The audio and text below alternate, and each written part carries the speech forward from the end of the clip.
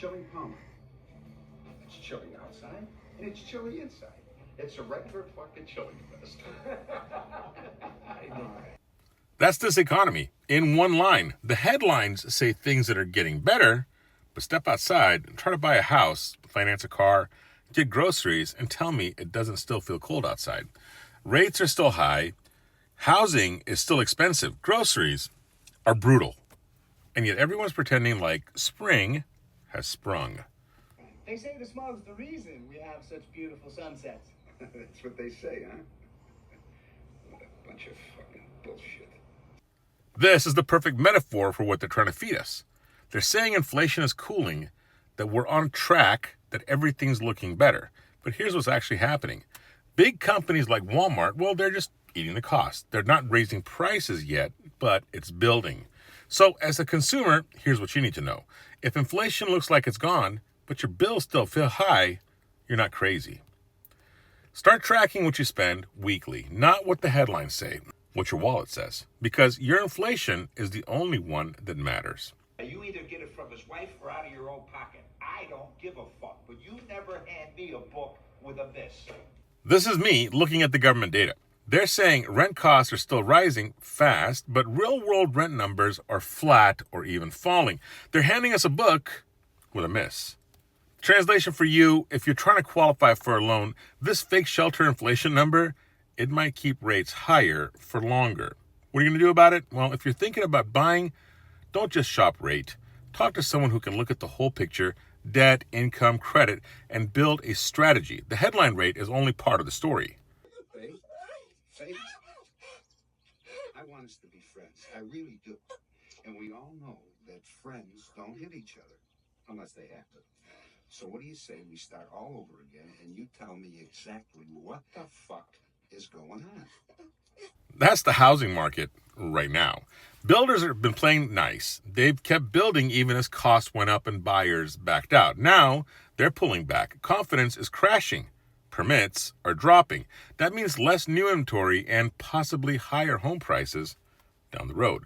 What this means for you? Well, if you're a buyer waiting for prices to crash, they might not. Because if supply drops but demand stays steady, prices stick or actually go up. Your strategy? Start planning now. Don't wait for a perfect time. Build a real plan around what you can afford today.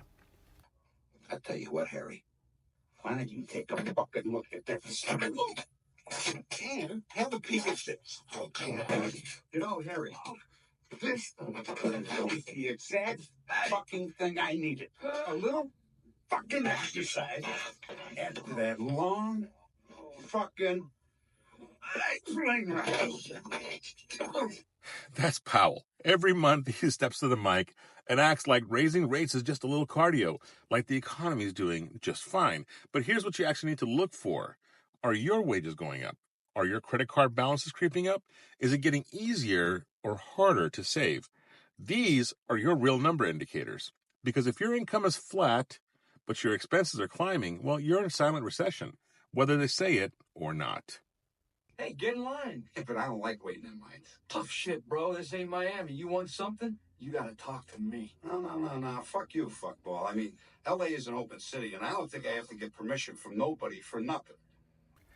You're not living in Washington, D.C. spreadsheet.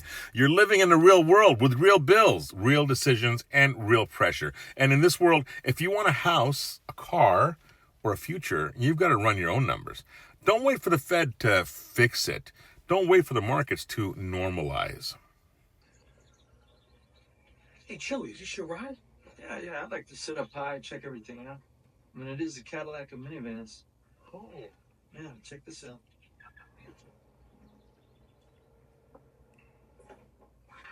You mind if I take it for a spin? That's how they're pitching the April housing data. Housing starts are up 1.6%. Sounds fancy, right? But underneath, it's just a minivan. Single-family construction is down, permits are down, and we're not building enough homes, and that's going to hurt us later. Here's what you need to do. If you're looking to buy in the next year, pay attention to local inventory, not just the headlines. Partner with someone who can look at the market trends by zip code, by zip code, by zip code. Listen, they're selling you a sunset, but can you smell the smog?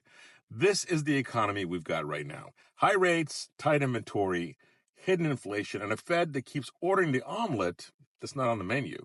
But you don't need to play the extra in someone else's movie. You need a plan. You need real talk. Hit that subscribe button, drop a comment, and if you need help navigating the script, I'm here. Stay sharp, stay skeptical, and don't ever hand me a book with a miss.